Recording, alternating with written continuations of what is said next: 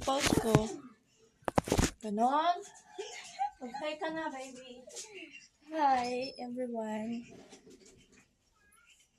Naay nagsilag. Hi, guys. Pasensya na kayo sa bahay namin. Wala pa kaming pambili ng magandang bahay. Support nyo ako, guys, para may pambili na kami ng bahay. Para daw may maipon. Ang aking pagkain ng mga babies.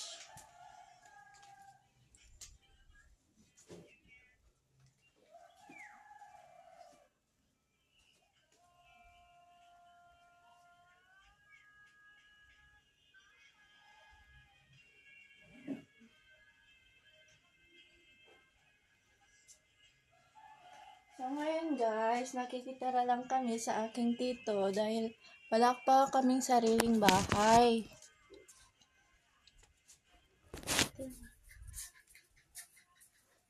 Looks so pretty. Oh, video attack eh. Tensya na kayo guys sa aking sister. Kanina ayaw niya pakita ang mukha niya pero ngayon talagang tutok na tutok na.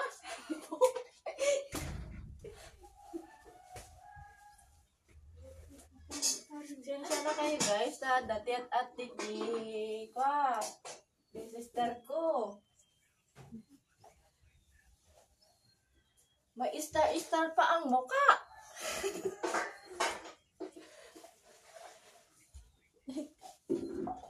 Yun daw guys, pangpatanggal daw ng pimple, sabi niya. Pero hindi ko alam kung totoo guys, kasi parang dumadami naman ang pimples niya.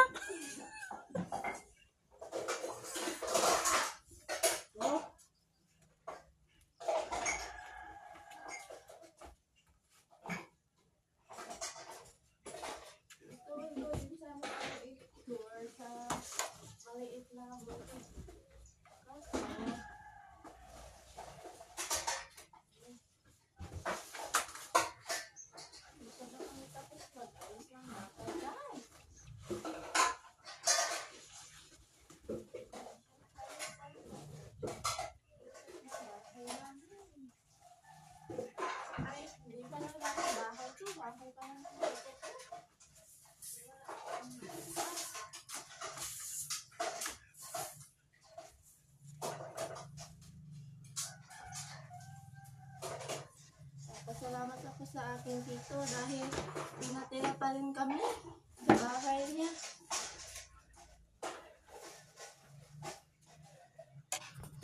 Wala na yung makulit na sister ko guys kasi naguhugas na siya ng plato. Nahiya na yata kasi talagang face to face niya kanina sa yung mukha niya sa camera. Yan guys, oh. Ay, kasano. Yan guys, oh. Hugas siya doon. Talaga namang sexy ang aking sister. Sa mga gustong mag-apply na, manligaw sa sister ko, ay, magbigay mo muna kayo ng kalabaw bago kayo manligaw. Para may pang-araro kami sa bukid. Kasi wala kaming kalabaw.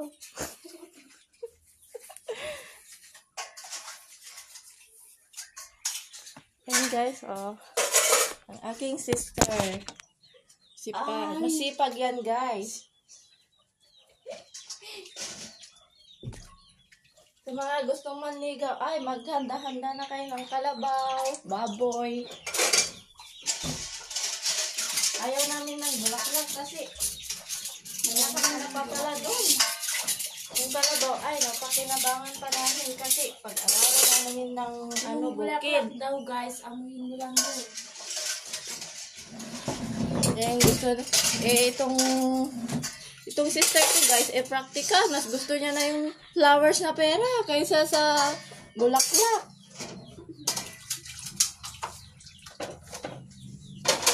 Kama gusto mo liga, ay maggawa-gawa na kayo ng bouquet na money. Ng kalabaw daw na 4 na kalabaw. paid daw naman na ano, 1,000 daw. Tignan nyo guys, talagang pinagmukha niya talagang pera ang ano, manliligaw niya na.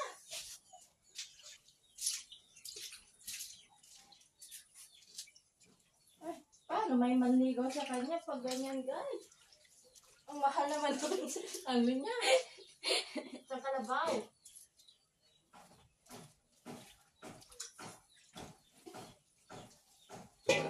Kung walang kalabaw guys, ano, tig 1,000 na, ano, 1 million na lang bigay mo guys.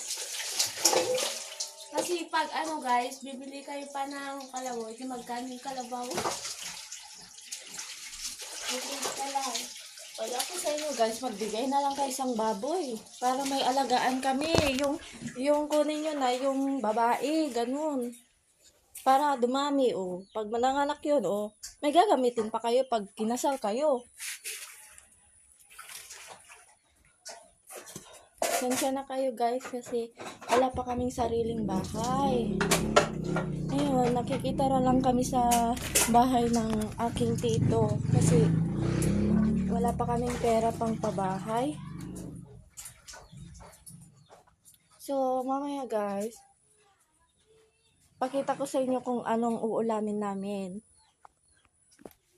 So, ngayon, maglinis muna kami ng bahay kasi wala pang nakalinis yung bahay.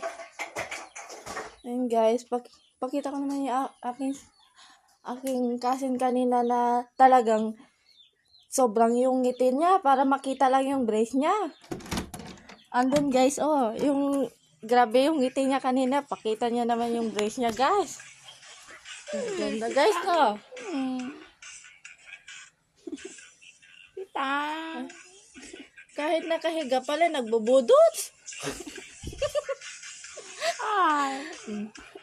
Ganda guys, oh. Sexy.